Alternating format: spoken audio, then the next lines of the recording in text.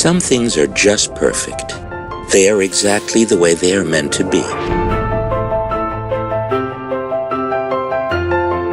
But sometimes a simple question can change everything. What if we could go further? What if there is something more? Innovation is a new start, a remake. It's a different way of looking at things, a better way. It's the outcome of questions asked, the ambition to redefine things. You start to wonder, how can this be shaped more precisely for the future? What can open up new possibilities?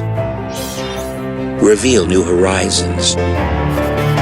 Make it more versatile? It's time for a more advanced starting point. Improved performance and immediate biological benefits where they matter most. Then, one day it happens. The magic. A new idea is born. You find yourself just outside your comfort zone, diving into the exciting world of endless possibilities to reveal the perfect solution. There is no way back and no compromises. Nothing can stop you. Driven by inspiration, your idea becomes a reality. New, improved, revolutionary, simple to use, the same, but better. It's amazing how a small change can reshape the way you deal with everyday tasks.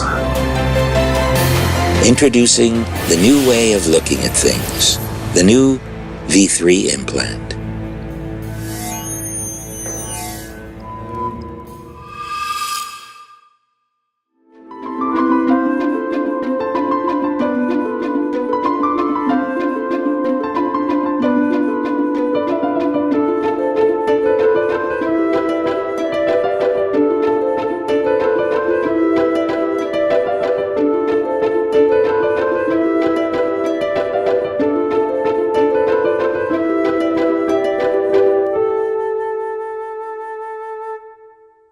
MIS Global Conference, the Bahamas 2018.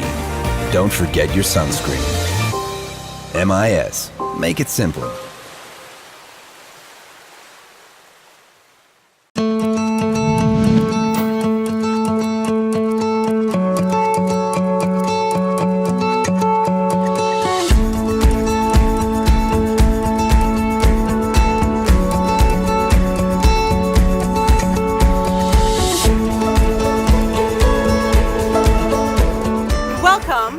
To the first ever TEDx event that's dedicated to dentistry.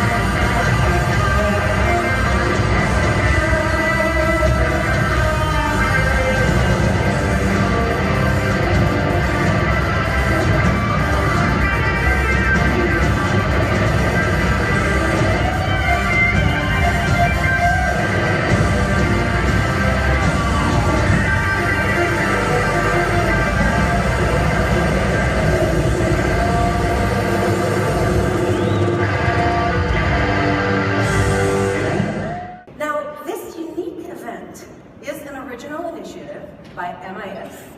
It's aimed to share an idea about this profession that you all love so much. TED is a nonprofit organization. It's devoted to ideas worth spreading. 10 years old and sitting for the very first time on a dental chair, I guess that would clearly define as one's vivid memory from childhood. And that was back in Romania, where I was born and raised, and in the early post-communism time. So you can imagine that typical health clinic publics, all white, high-ceiling rooms, with that smell of a dental office from those days. And I guess at this point, my experience to come is going to dictate in so many ways the way I'm going to feel and look at dental visits from that day on. Because there's something with this environment, isn't it? That our brain just perceives it as a warning. Be prepared. It might not end so well for you after all. Despite all this, I remember being a child that was always happy to see her dentist. Because she was my own mother. And that brought me to my comfort zone. I had that feeling of trust that I'm going to be well taken care of. And indeed, my mom was really amazing because honestly, I cannot even recall and telling you what she really did that day. For me, it was just a fun day visiting my mom's office. But that visit and some others that have followed have led that 14 years later, I was the one wearing the white coat, treating my patients with the best of my ability. But all here that we are today, we, I guess, try to provide our best at the end of the day, don't we? I was born in the 70s, and from the start, from my very early days, I was already intrigued by high-tech gadgets. But at that time, computers were not in our life as we know them today. And my father, he was an early adopter, and he brought the first commercially available computers to our home. I can remember that my brother and I, we were amazed by it. We had the feeling like we were working for NASA, that we had the most advanced technology in front of our eyes. And we played games like we had high tech. At one point, we even started writing programs. To be honest, this was just copying them from a textbook and when running the program, waiting for the first error to appear. And we had to save these programs on cassettes. Something maybe some of you, the younger ones, does not even know anymore what it means.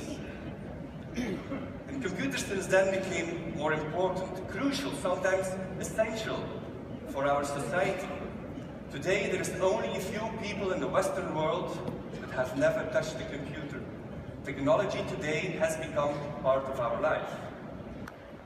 And while I was working on my PhD in 2004, I noticed how this high-tech revolution was also affecting dentistry. I researched innovative technologies in implant dentistry, how computers can improve the way we work in the clinic. And I compared the clinical outcome of conventional with computer-assisted procedures. In 2010, I wrote with some friends an article about where we thought dentistry would be in 2030. And we visioned a world where you enter a lab, you get scanned, and then you step into a circle and the robot dentist works on your teeth. And it seems that we are far away from that, but actually a lot of this is already happening. But I do understand that it needs to be strict because we use language in order to communicate ourselves. And when we use language, we need to have rules. So a tree must just simply be a tree. But the problem of all this is the enormous simplicity to which we reduce the descriptions when they're already classified within the world of forms. All that we've been talking about is described in a limited language with just one word, the tree. But what we're not aware is that language is just a simple pointer in order to communicate ourselves. In many occasions, we associate and form with an objective, and our mind does not give for more. So we have pre-established that this form has only one direction of use, and there we stay. So we're not able to jump the border of that conceptual image, and so we cling to that relationship. Like this, there are lots of examples in our everyday life, such as Coke. Everyone knows Coke. But in the beginnings, the Coke was designed for the treatment of morphine addiction because its inventor, John Pemberton, was a war veteran suffering from this addiction. Whoa. The question, what am I doing here? I can't believe it. Look, a unique Congress in the Bahamas yesterday with the best speakers in the world, and the Bolivian-Brazilian guy who learned English from a Belgian guy. And what's more, from Indaiatuba. Do you know where Indaiatuba is? Probably you know Los Angeles, New York, Nassau, but Indaiatuba, probably not. I need to confess, every time that I see one lecture, I see the people starting the lecture with these videos, those videos with amazing views, drones, everything. And I try to do it, but when I try to do it, man, it's so funny. Look, this is my best picture from Indaiatuba. I know that all of you one day have felt the same sense of inferiority.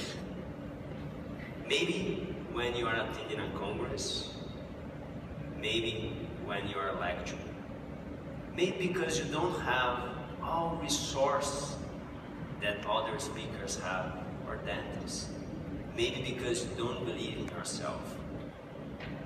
Actually, every time that we are in this kind of environment, you know, it's like Disney World. Everything is perfect. We have the prince, the princess, the king, the queen, the dark side, the good side, everything. But you know, my dear colleague, it's not our fault. It's because dentistry, in the context of design, is almost nothing. It's like a little star in the Milky Way. I like to remember this every single day. I like to see myself every day very tiny. I refresh my mind thinking, the only thing that I truly know is that with this kind of thoughts, from now to the future, everything is an improvement for me. Everything constitutes a great opportunity to grow. So, my dear colleagues, please learn. Open your eyes, sharpen your ears, and give your mind the opportunity to think with freedom. To learn is absolutely essential to forget prior knowledge. When you are just in front of the most beautiful landscape that you ever seen, and you want to cherish it, you decide to take a photo with your iPhone, and you suddenly go to take the photo, and a message appears that say, there is no enough available storage to take a photo.